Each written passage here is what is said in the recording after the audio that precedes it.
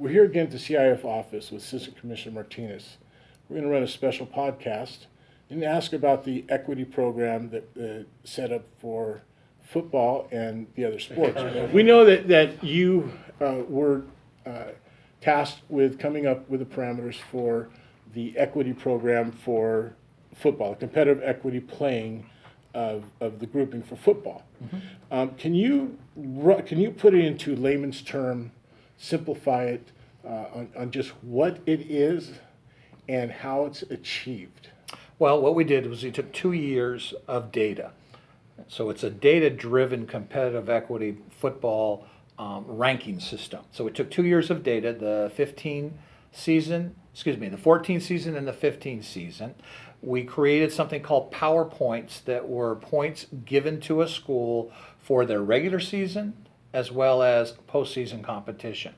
So every school, and we had 401 11-man football schools, earned a point total value, if you want, for the 2 years, 2014, 2015. In addition to those PowerPoints, and that's the term that we use within our CIF-SS home system, I also took a ranking of leagues and assigned a value to that. So the best league, Trinity League, for example, all 6 schools in the Trinity League were assigned a point value. Then the next best league, and so on and so on, all the way down. I believe in 2014 I had 86 schools, and the following year I had 85 leagues. Excuse me.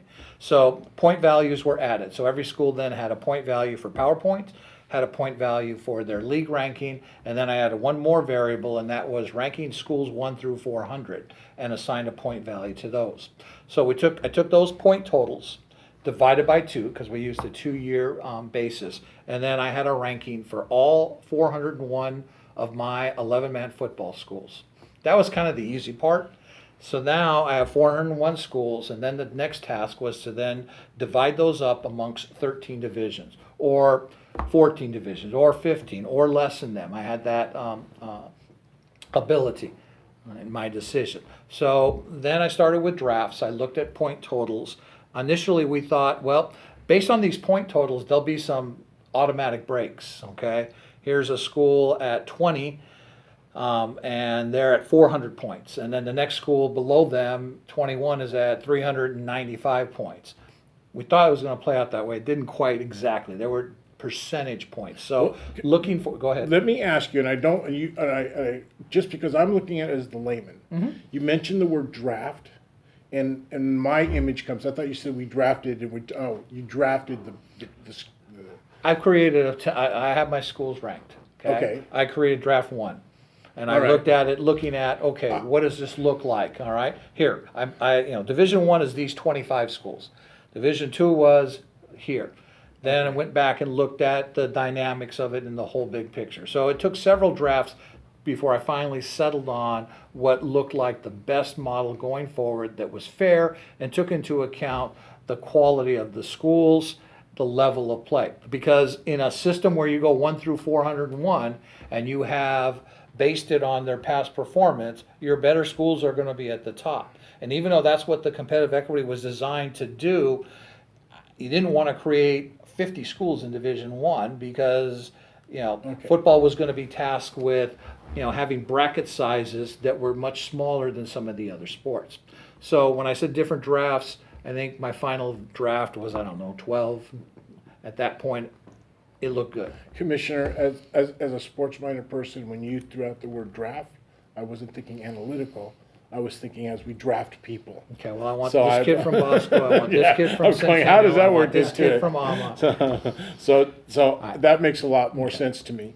And the other question I had in your explanation, was there any point difference of value between where their points were in playoff as opposed to league play or non-league play?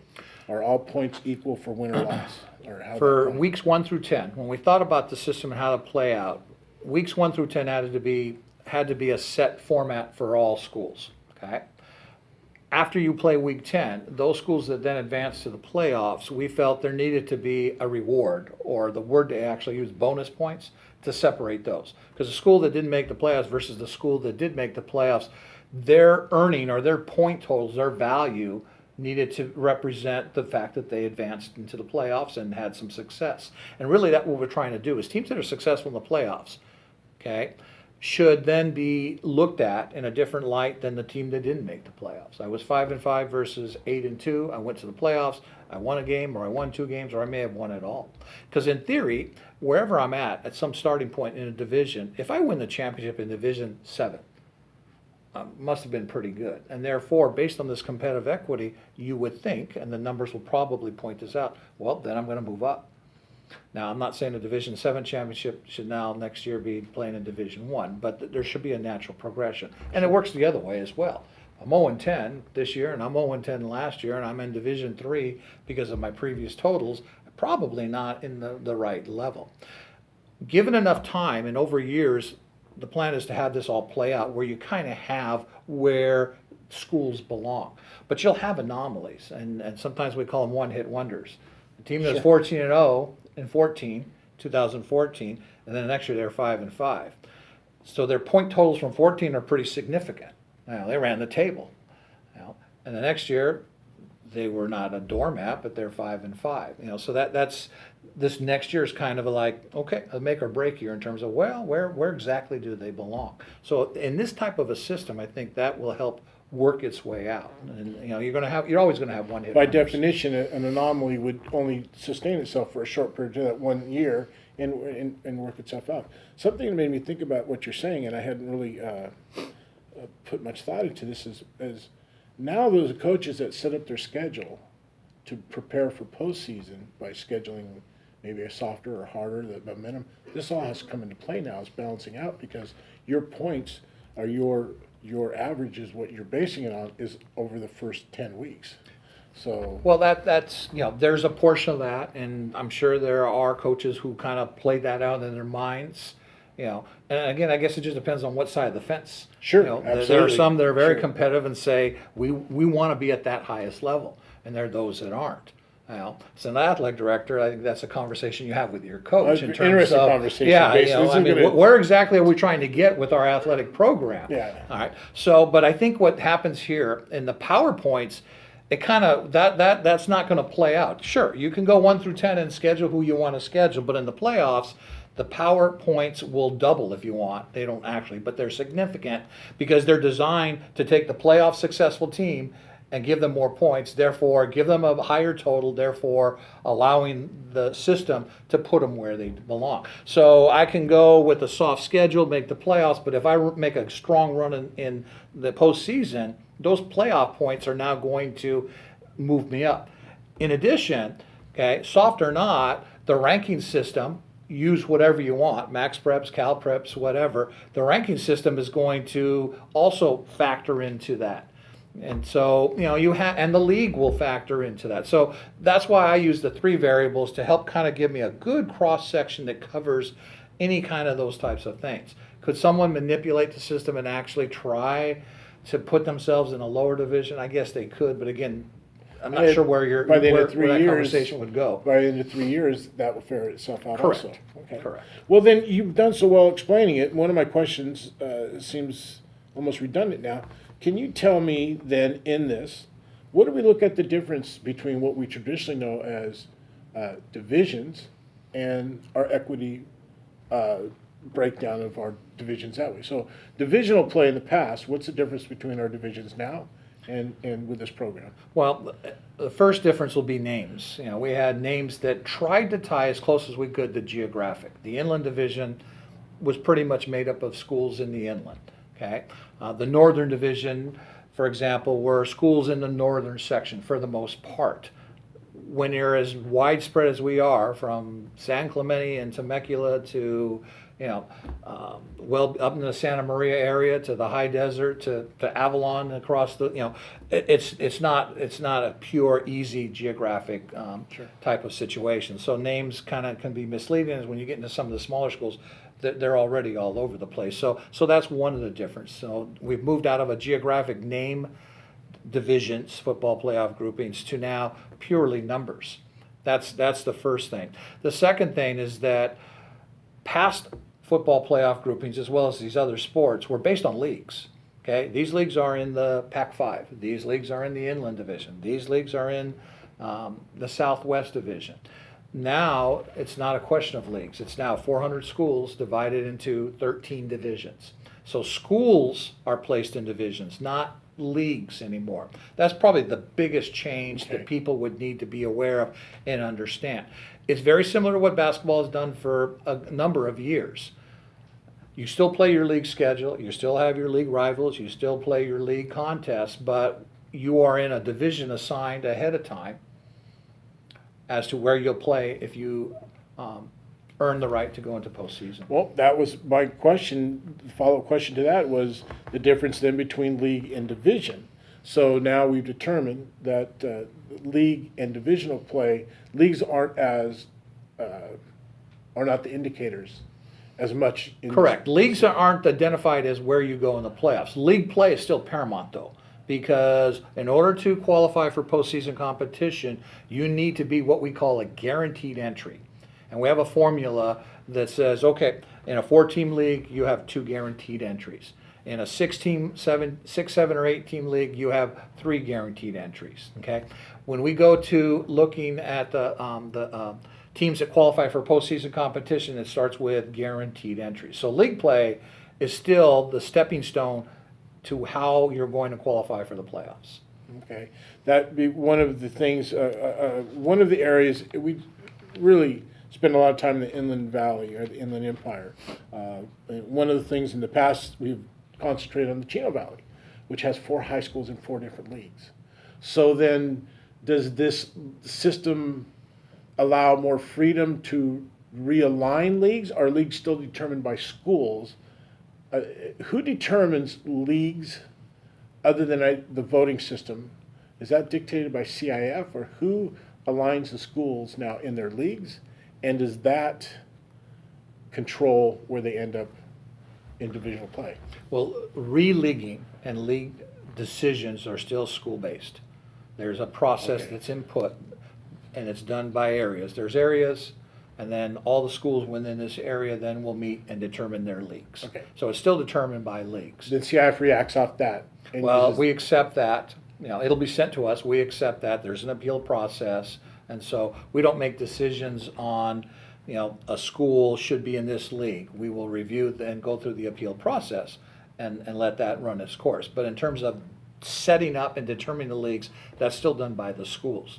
Will that make in this new competitive equity format? Should that or will that make re-leaguing easier or better for schools? Hopefully, because I think all of us know that the bus that drives re-leaguing is football. Now, you're not sitting there saying, okay, let's redo leagues and let's talk about our cross-country team and where we belong in a certain league in cross-country or tennis. No slight intended for those 2 sports. Well, I'll bring those commissioners in it. No. But football, go ahead. But football, it kind of sets the tone. I understand that. And so you would think that this would maybe help in terms of that. And so, and then the other thing is that, you know, your school is going to be placed in a division. So it's I don't want to say league is secondary because it's still the most important aspect in terms of qualifying. But, you know, I might be willing to accept a league placement knowing that, well, but I'm not in that, you know, premier schools league division in football or in basketball or in whatever sport. I'm going to be in a division where I should be able to compete. And that's the whole idea, design behind that, or a secondary idea is that you now give a second or third place team that perhaps the first time I made the playoffs, I got a pretty good group of kids, you know, over the last 2 or 3 years, but, you know, the league was dragging me into a division where, you know, we made the playoffs this year and we're going to get hammered because we're not at that level. Right. And the reason we're in that division is because that perennial school that's good year after year after year is what's helped place them in that particular division. So now what you're trying to do is give that team an opportunity where they can say, you know what, we can compete. All right, as opposed to, man, we're the 3rd place team and we're going to get the number 1 seed and you know, we have no chance. Well, let me ask you, Commissioner, has there been another area across the nation that has a model like this that you guys, that we can look at to see, or is this unique? Is this unique to Southern California, or is this played out? I don't believe that there's any other high school programs. I mean, the NCAA uses RPIs They do it in baseball, they do it in basketball. College football, they have a different set format. I think most of the other states use some type of enrollment based for the most part, or in a couple states it's across the board. It's like state playoffs. Everyone is going to get their opportunity. In Texas, there's divisions or by divisions and districts and then regions and so on and so on. They still have some kind of division in terms of 1A or 2A, or I think in Florida I saw something 8AA. How they determine those, I don't know. But I don't think there's a system that I know of where we've taken schools in our section, placed them in a ranking system on previous data, and then say, here's our divisions. And also allow for every year to reevaluate. That's the other component here of this competitive equity, is that initially it was based on 2014 and 15 data. We're going to play our 2016 season. We already have. We started playing last night and even the week before that. When 2016 football season ends, all that information will then be inputted, and 14 will be dropped. So then in 17, the playoff groupings will be, or the competitive equity will be based on 2015 and 2016. So every year you'll drop. Every year. And then every year you'll recalculate and say, okay, I have a new ranking. I'll have a new ranking 1 through 401.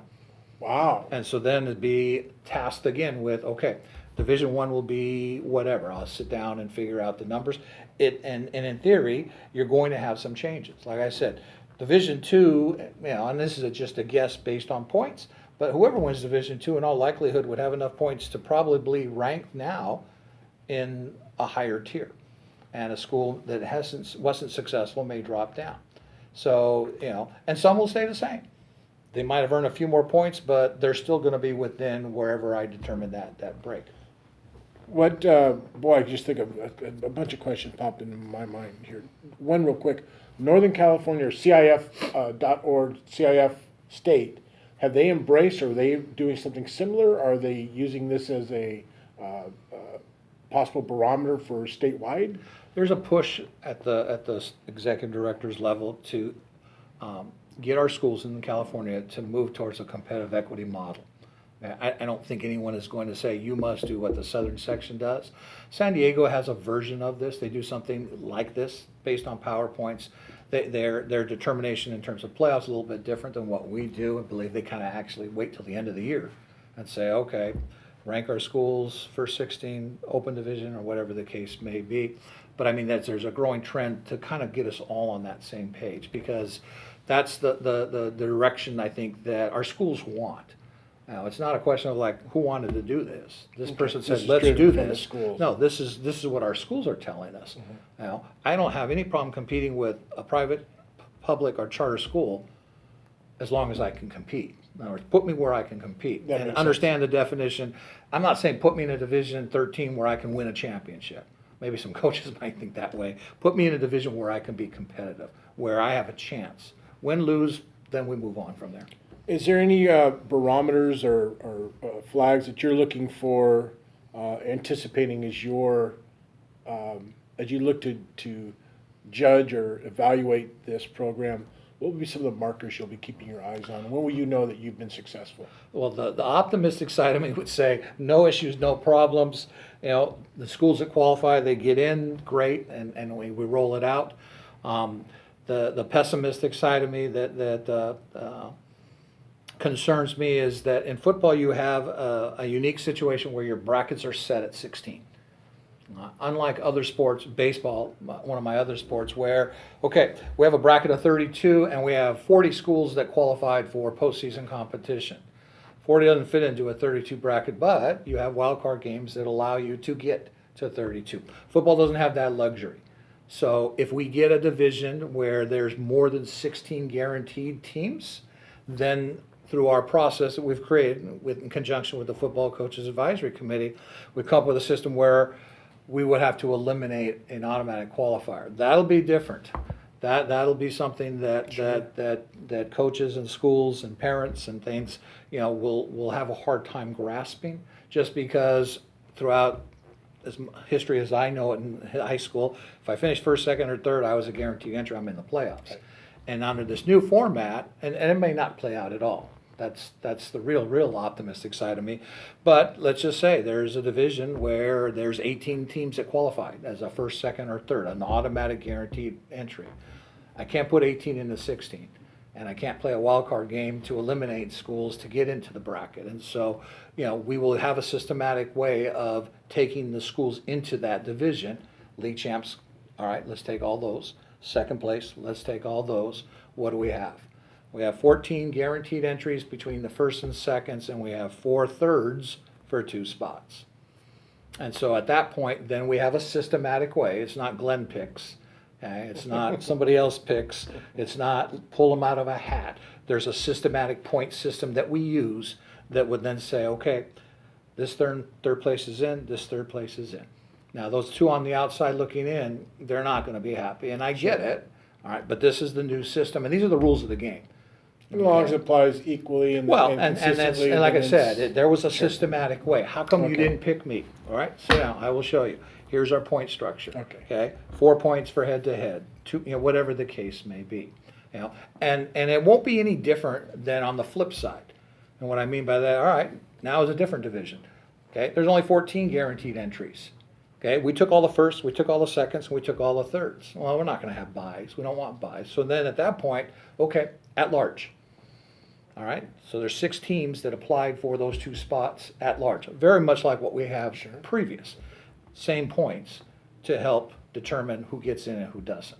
So it's really kind of a reciprocal thing, other than the fact that I can't call it at large entries.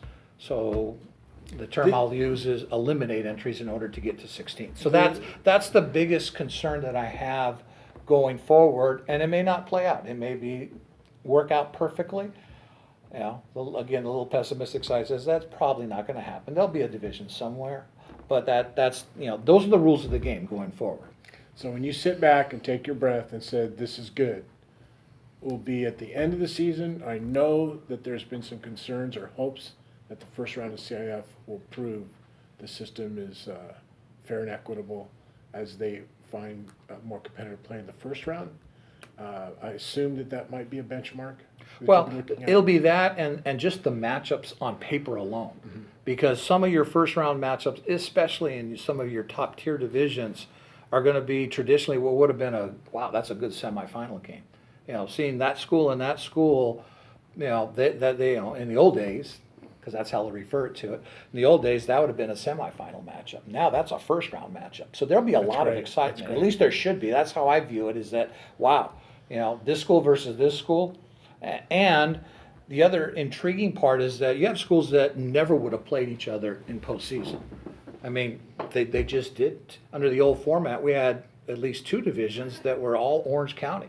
So when the playoffs came, they never would have played a San Gabriel Valley school or an inland school because they're not within their division. Now you're going to have a matchup potentially between 2 schools that have never even ever played ever before.